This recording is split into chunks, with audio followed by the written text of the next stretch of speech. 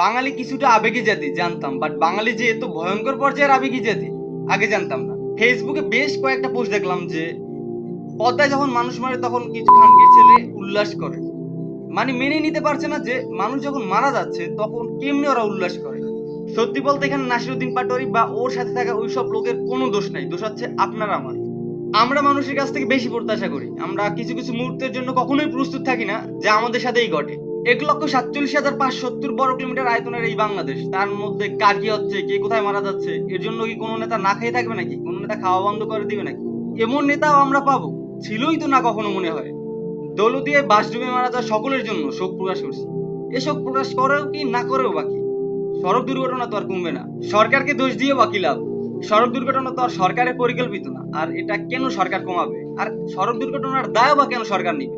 উল্টো তো দিচ্ছে প্রতি মারা যাওয়া ফ্যামিলিকে 25,000 টাকা করে। এটাই ঠিক, সস্তায় মৃত্যু ব্যতীত অন্য কিছুই পাওয়া যায় না।